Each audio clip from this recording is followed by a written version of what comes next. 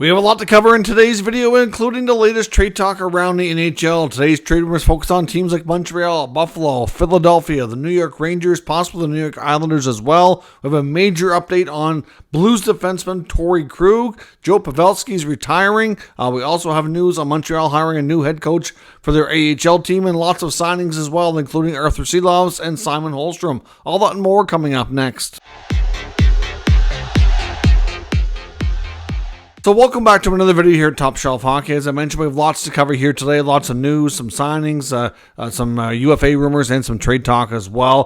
First up, we got big news today, which is not really entirely shocking or new, but was confirmed that longtime NHL veteran Joe Pavelski is indeed retiring. Now, after the Dallas Stars were eliminated from the playoffs, when the Stars spoke to the media, their season wrap-up there, he did indicate to Dallas local media that he most likely, I don't know if he said officially that he was, but it was kind of, his comments led everybody to believe that he was indeed going to retire, but it wasn't officially announced. But today, during an interview on SiriusXM, he did officially say that he was not playing anymore, and retirement is where he's headed. So that's certainly, like I said, not surprising, but now confirmed. Over 1,330 NHL regular season games, another 200 playoff games, had a super long career, extremely successful. The big question is, I would like to ask everybody, is do you think Joe Pavelski is a Hall of Famer? I'm going to say, unfortunately, I don't think he is. He's really a great player, a heck of a career. But was he individually, the absolute top of his era? Did he win a Stanley Cup? Did he win multiple individual awards? Unfortunately, the answer to those questions are mostly no. He was a really good player for a really long time, almost seemed to get better with age. So I'm not sure he's going to have a chance to get into the Hall of Fame, but like I said, he does have a lot of games played, a lot of points, a lot of goals, but I'm not sure he was dominant enough to be in the Hall of Fame. So let me know what you think in the comments below. We also got lots of other news to talk about here today. The Montreal Canadiens today did confirm they're hiring Pascal Vincent to be the next head coach of the Laval Rocket and their American Hockey League affiliate team. Of course, Pascal Vincent was most recently the head coach of the Columbus Blue Jackets and was recently let go after new GM Don Waddell took over. He did decide to make a coaching change. Was Vincent's one and only year as head coach in Columbus after taking over late last summer after everything that happened with Mike Babcock. Of course, the Blue Jackets had hired Babcock, and before the season even started, they had enough stuff going on there, which we don't need to rehash, which kind of led them to change their mind, and ended up them parting ways with Babcock before he could ever coach a game behind the bench. Vincent, who was already with the organization, took over as head coach, and he was somebody that was considered a like an up-and-coming, well-respected coach. Had a good run in junior. Obviously, time as an assistant there. Worked in the Jets organization there as well. In Manitoba, he really was. I'm surprised it didn't go better. I mean, I understand that the circumstances were very difficult, but he made a lot of mind-boggling choices too. And I honestly don't know that he did himself any favors. So at the end of the day, he can go back, coach the American Hockey League with Laval. I would suspect that he learned a ton from that experience, and that if and when he gets another opportunity at the NHL as a head coach, if he gets one, that he will be better the next time around and would probably like a do-over if he could. At least I would think so. Based on what I've seen and know of him from his past times in the lower levels, junior, AHL, I was shocked at some of the decisions he made and how things were handled there. I think he really is a better coach than that, and hopefully he'll come out better for it in the long run. So I think this is a good opportunity for him to go back. Obviously, a place in Montreal where which is basically home for him, and chance to coach the Laval Rocket, which would be a good experience to kind of build himself back up after an odd experience, we'll say, with the Blue Jackets. Some signings today as well, including some important ones. For Vancouver, they've signed Arthur Silovs. The young goaltender gets a 2-year contract extension, $850,000. Of course, Silovs will go into next year as well, with a really good resume and after a chance to be a playoff goaltender last year. I mean, the Vancouver Canucks ended up with a lot of injuries, more than we kind of expected, of course. Who would have thought Silovs would have a chance to start some playoff games, but he did really well. His stats weren't always the greatest, but he made some remarkable saves and certainly showed a lot of growth for sure in his game last year. The Latvian goaltender to me is, I think he'll be a real solid. I'm not sure he'll be a full-time starter. We'll have to wait and see long-term. But at the very least, he has potential to be a really good backup, or at the very least, like a tandem goaltender, like a 1A, 1B kind of guy. Will he be a dominant starter at some point? It's difficult to say. But at the very least, the Canucks have themselves some pretty good goaltending locked up between him and Demko for a really good price tag. So they're in good shape in that sense. The Boston Bruins today also signed Mark McLaughlin. He gets a 1-year, 2-way deal, $775 at the NHL level, league minimum, of course. The Avalanche signed newly acquired goalie Kevin Mandolese, who they picked up from the Ottawa Senators yesterday. He gets a 1-year deal, but it's a 2-way contract. It's league minimum $775 at the NHL level. It's $125,000 at the American Hockey League level, and it's a total guaranteed price of $150,000. That is a phenomenal contract for Mandolese. I don't think there was any chance he was getting that from Ottawa.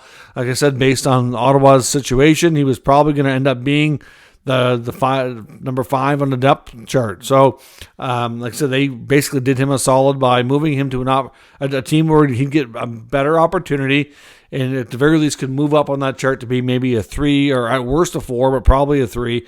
So Mandolese, based on those numbers, I would suspect that they're factoring in that he's likely going to see a little bit of NHL duty, or, I guess when you're considered the third string, because that's, to me, I think is based on how he's being paid, suggests that that's the confidence that they have here.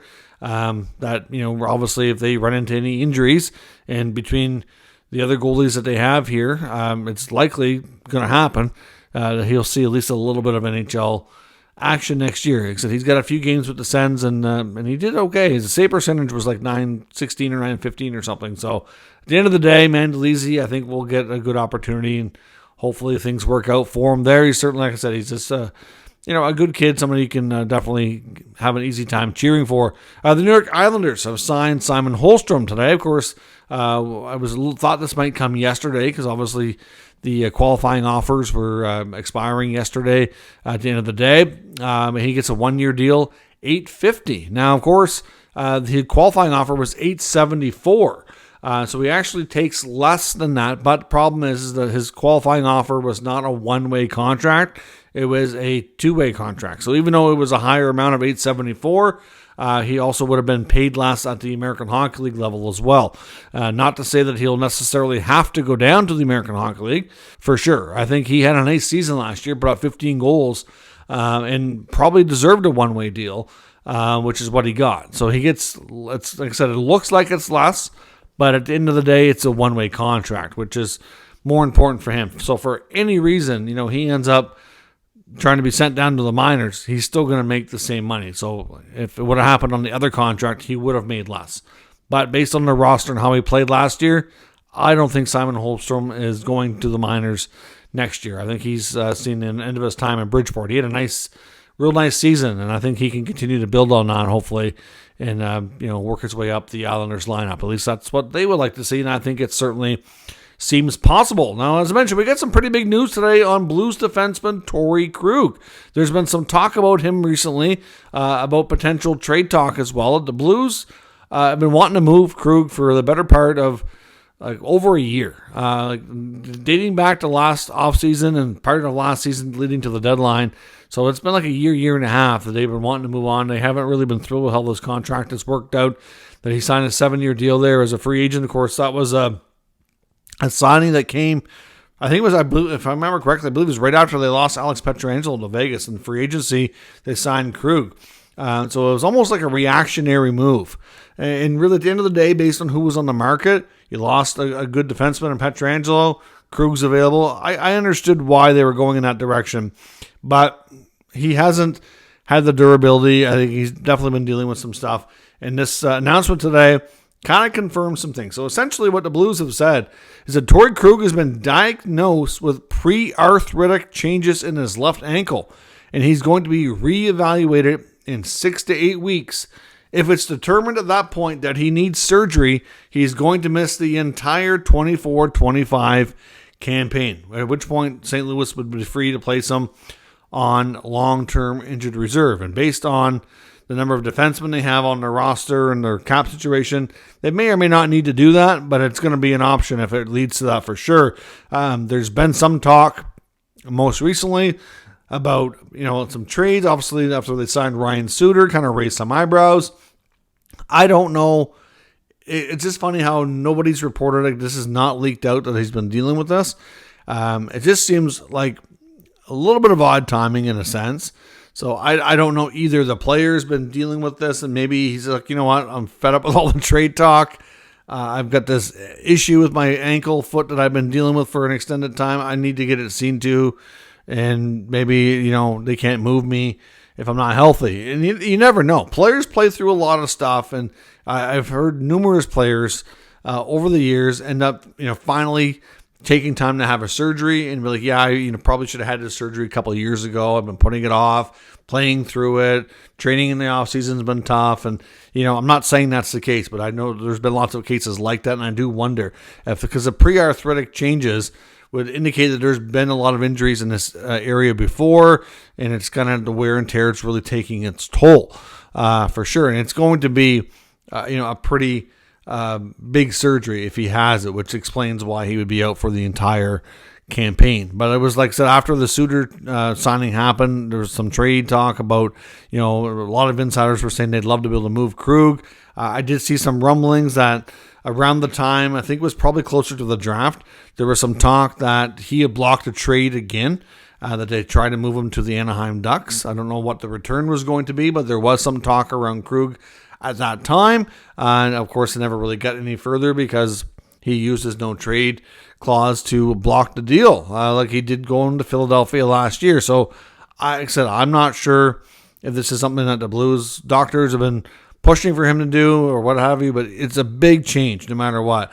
So I would say with the signings they've made and based on this new announcement, I would think that the Blues at this point are banking on the idea that he's not going to play, that odds are against him, that the odds of needing this surgery are pretty much, pretty high, and it's likely going to happen. So we will see, but it's a 6 to 8 week timeline when he's going to be reevaluated. Pretty much, if you think about things, that's basically 2 months. That's kind of towards the, we're into training camp timelines at that point, right? So, 6 weeks kind of puts you right around the time when teams are starting to do a lot of the early skates. 8 weeks, you're already in the middle of training camp. So it's hard to say exactly, but it's not looking good for Torrey Krug. So it makes a lot more sense now why they've made the moves they did on the blue line. And if he's not going to play, that does change things a lot. And obviously you can't trade him if he's dealing with an issue of this magnitude. So that will certainly cut the Torrey Krug trade rumors down. And at this point, the rumors are going to end up being whether or not he's going to play, which I would say right now, not looking good. So we'll see where things go on that front. We'll hear more on that before the season gets started. Of course, Arthur Staple, who covers the New York Rangers, has kind of made some interesting comments lately, suggesting that the Rangers very well could take a run at who many people feel to be the best forward UFA on the market still, and that's Daniel Sprong. Sprong still remains unsigned. He's played well everywhere he's gone the last few years. It amazes me that he's still out there and that the last few teams that he's been on have not made a better effort to keep him. It's kind of weird. But he makes an argument that Sprong could be a target for the Rangers. Obviously, it'd have to be a fairly cheap signing, but the main reason he suggests that they would consider doing it is, of course, there's still a lot of speculation about a guy like Kakko getting traded. So as we've talked about here in recent days, there's still a lot of rumblings around Kakko, and the fact that he signed his 1-year deal around his qualifying offer, it just kind of, at the end of the day, he doesn't really probably deserve a longer, more expensive contract. And at the same time, the fact that he signed is going to make it easier to move him. There's no guesswork for teams that are, making the acquisition. So if they do move Kakko, then Sprong, if he's still out there, could be a good target. And I honestly think he's right. He very well could be. Sprong's name also has come up in a recent article towards the end of last week, TVA Sports, suggesting that the Montreal Canadiens definitely should still be in the market. And I believe that this is accurate, and I believe that they are, to add another scoring winger, somebody who can likely play top 6 role, ideally, definitely top 9. And they were looking at some of the cheaper options as the UFAs are still on the market, and Sprong's name came up in that article as well. So they suggested a couple of them that were interesting, Sprong being one, Tyler Johnson, who I'm not really sure he really fits there. I was surprised to see them bring him up. But the other name that was interesting to me was Alex Nylander, the brother of William. Obviously, Alex Nylander had a really solid finish to last year. Now, he's bounced around a lot. He's been on, 4 or 5 different teams now after being drafted highly by the Buffalo Sabres. Spent some time in the Penguins organization. And then towards the end of last year, got traded to Columbus. And he went on a tear after that trade. It was making Kyle Dubas and the Penguins look really silly for moving him because he was scoring at a very high rate, the best he's ever done in the NHL. But yet then Columbus and new GM Don Waddell decide, yeah, we're done. We're not bringing him back. Really, considering how well he did for them last year, you wouldn't want to try to sign him on a 1-year cheap deal. That was quite surprising to me. And yes, he's still out there as a free agent that's available. And if he can bring that scoring touch that he found in Columbus last year, why wouldn't you want to take a chance on this guy 1 year league minimum or something like that? Obviously, if it doesn't work out, you can put him on waivers. It can be variable in the minors. Really, to me, it's a low risk, high reward type of signing. And if I'm Montreal, not only Montreal, I do agree that with the TVA Sports article that Montreal should be looking at their roster. I really think they do need to target another top 6 guy, and he could be a real cheap option to slide in there. But they're not the only team. There's a bunch of teams. When it comes to Daniel Sprong and Alex Nylander, to me, could be some of the best signings of the offseason just because they could be had for really cheap. And they're that low-risk, high-reward type of signing. Maybe they don't work out. Maybe they score 5 to 10 goals, and it's a waste. And you're like, okay, well, we didn't give up anything to get him. He didn't really overly perform well, but whatever, right? It's a wash. Not like he traded a big piece and you're upset with how it turned out. But in this case, it's a completely different story. So to me, we'll see what happens. But Alex Nylander to Montreal would certainly add a bit of a flair just because his brothers and the Maple Leafs, of course, Habs and Leafs, big rivals. I know they're in very different spots in their level of competitiveness right now. Montreal going through a rebuild on the rise. Toronto's been, top 3 in the Atlantic Division for, 8-9 years now, and certainly been trying to work their way up through getting deeper into the playoffs. Completely different, outlooks, but we're at a point where at some point the teams that are trying to move up are going to be more in line with Toronto here over time. And the rivalries, I do suspect, with Toronto, Montreal, Toronto, Ottawa should continue to get better year after year as those teams get better as well. And it would just add a new level of, fun to the rivalry, being two brothers on the team, and obviously, with William being such a high-profile player in Toronto. And if Alex can ever find his game, he could be that as well. I mean, at one point in his career, Alex Nylander was a highly touted prospect, and, he was really well thought of in the draft prospect community. He went a really high pick for a reason. But unfortunately, he's never really found his game and has just not been able to be what people thought he would be. So we'll see. Montreal or otherwise, somebody should give him a chance and see if he can find some magic like he had in Columbus last year. The New York Islanders, of course, after the signing of Simon Holmstrom today, are pretty much out of cap space now. They had a handful of space left over after that, but they're pretty much roster filled as well. Now, an interesting thing is that Oliver Wahlstrom is still unsigned. His arbitration hearing with the Islanders is set for August the 1st. So you have to think that the odds of him being an Islander come August 1st are probably slim. I would think they'd probably rather settle this outside of the arbitration time. I wonder if they do come to terms on a 1-year deal and get him moved.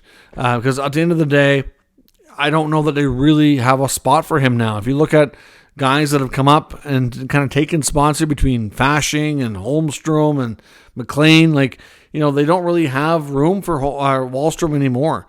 They don't have the space, for one thing. So if you're either going to move Wahlstrom or you have to find space to give him. I know Jean-Gabriel Pageau's been the main name out there in the cost-cutting world, rumored to run the Islanders all offseason, but I know I've seen one of the Islanders writers, I don't know, it might have been Might have been Stefan Rosner, I can't remember, but one of them was mentioning how, Pajot has history with Anthony Duclair. I think they see those two playing together on the same line. They don't have a lot of right-handed centermen, so they didn't think that he was going to get moved after all. As much as his contract, it's not absolutely horrendous. He's making $5 million. He's typically been a 40-point player through most of his career. So, yeah, should he be making a little bit less? Yes. And if he was, would this even be talked about? Probably not. But, at the end of the day, anybody who's underperforming their contract tends to get talked about in that cost-cutting trade world, right? So, at the end of the day, we'll see what happens here. But the Islanders are in a spot that should they shake things up? Should they be looking for other big moves? They absolutely should be, and we'll see what happens. But theoretically, they have their roster, and they don't really need to do anything here, except for maybe moving Wahlstrom. But guys like Martin and Clutterbuck are still unsigned. Is Lou going to walk away from these two veterans that have been part of their identity line for all those years? At this point in their careers, to be honestly, I really think the Islanders need to start turning over that roster, and they can't be so loyal to all these older veterans because they need to get some more youth and more opportunity for the younger players in their lineup. And as it stands right now, it looks like that might actually happen, which would be good for them, I think. So we'll see, but I find Lou's typically pretty secretive, and it wouldn't be shocking to find out there was a couple of contracts nobody knew anything about last minute. But even looking at the roster, like if they bring back Martin and Clutterbuck, it's just going to bump some younger guys out of the roster. And I just don't know that that's really what the Islanders need. So, yes, there's loyalty. Yes, there's sentimentality. But I just don't think that you can operate that way. So, we will see what happens with the New York Islanders. But I do expect that Wahlstrom to be moved sometime in the second half of July before the arbitration date actually hits. See what happens. Trevor Zegras' name is still out there, still getting some attention. I've seen recent articles and different rumblings linking him to teams like the Sabres, Rangers to some degree, Utah I've seen out there as well. Again, this is a player that I think the Ducks are very much open to moving, but the offers just haven't been there. I've seen one rumor regarding maybe Kakko or Hedl would be involved if the Rangers were making an offer to bring Zegras in to their roster. Obviously, Kakko, I think, would be the main one. Hedl, at this point, I think teams might be leery of the injury history, so I'm not really sure I see him going anywhere. And plus, because of the position, I don't know if the Rangers really want to make that move. I think Trevor Zegras, long-term in the NHL, very well could end up being a winger on a lot of different teams, whether he stays in Anaheim or not. But now with Kakko, I don't know. Would the Ducks make that move? I think the Rangers would. I don't know that the Ducks do that for just straight up. I think they're going to have to be more than Kakko because Zegras has accomplished a lot more in his career so far than Kakko has. I don't see that being a one-for-one trade at all. But Rangers have been in the mix. Like I said, I've seen some rumblings about Buffalo, Utah.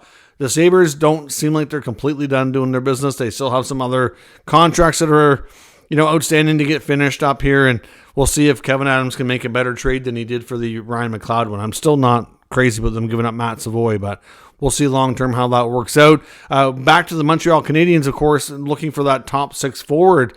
There's still some links to them about Rutger McGroarty and Winnipeg as well. Again, we don't know where things stand except that the Jets and Habs had conversations. The Habs did have an offer on the table, supposedly. The rumor was it was a pretty big offer, starting with Philip Mesar, as well as some other pieces, one of their young defensemen and a draft pick. Philip Mesar was actually interviewed and asked about this, about if he had heard his name mentioned in Rumours, and he said that he was quite surprised to hear it. He recently spoke to Montreal and their development coaches, and that he was told he didn't have to come to development camp. He said he was disappointed that he didn't make the AHL team last year and ended up having to go back to junior, but a lot of the other stuff that was being discussed about him being unhappy and all that wasn't really any truth to it, and that he was looking forward to, he was told to kind of come back to Montreal a little bit early to start meeting up with some other teammates and get some of the early skates before training camp. So he's looking forward to a big year. And at this point wasn't really aware of or thought that he was going to get moved, which is not surprising, to be honest. Unless a deal is going to be made, I don't know that the team is really going to have those conversations with you anyways, but there was some talk about the relationship between Mesar and the Habs as well, and that part seemed to be part of the main thing he was kind of confused about, because he did acknowledge that, it's a business, things can happen. They could move me, I suppose, but the other stuff that was very surprising. But we'll see what happens. So Maysar's not aware of anything, but McGroarty's still very much in play. And that, I think Montreal, like I said, they do stand one of the better chances to get McGroarty, but there's been other teams linked to him as well. And I've also seen some talk about Joel Farabee in Philadelphia. He was a player around the draft a lot of people thought were going to get moved, and it's still possible it could, but as time goes on, things do get less likely, things get more complicated, cap space being used up, roster spots getting filled. But there was a link of Farabee to the Buffalo Sabres, believed to be some sort of return. Would likely involve a player like a Peyton Krebs or maybe one of their defensemen, either maybe like a Samuelson or a Yokoharu, like one of their right D, perhaps. Krebs probably being one of the main pieces going the other way. It would take more than Krebs, I think, to get Farabee out of Philadelphia. But he's a player that it's believed that the Philadelphia Flyers are definitely open to moving. We've heard that for a couple of months now. Obviously, the right offer hasn't come along, but there was talk that the Flyers around the draft, and the Sabres were having conversations, and that maybe the Sabres were going to move their first-round pick, and that the Flyers were going to end up with 2 high first-rounders this year. And that was the main rumor that we'd heard around Farabee leading into the draft. Of course, that never happened. And, well, the Sabres and the Flyers both ended up using their selections. But Farabee's still very much out there.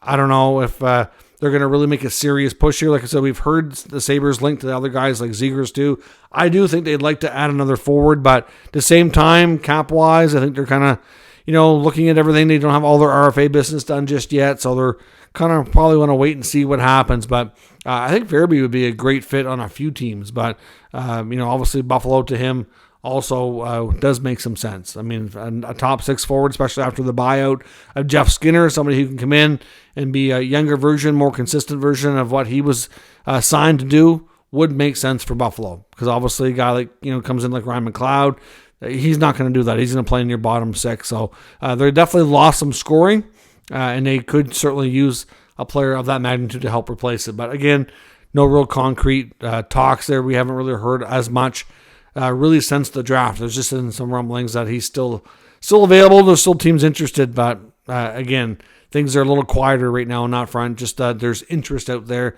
Conversations are taking place probably, but not as much like they were back a couple weeks ago. So let me know your thoughts on all today's news and rumors down in the comments. We'll discuss further. If you're new to the channel, make sure you subscribe and stick around.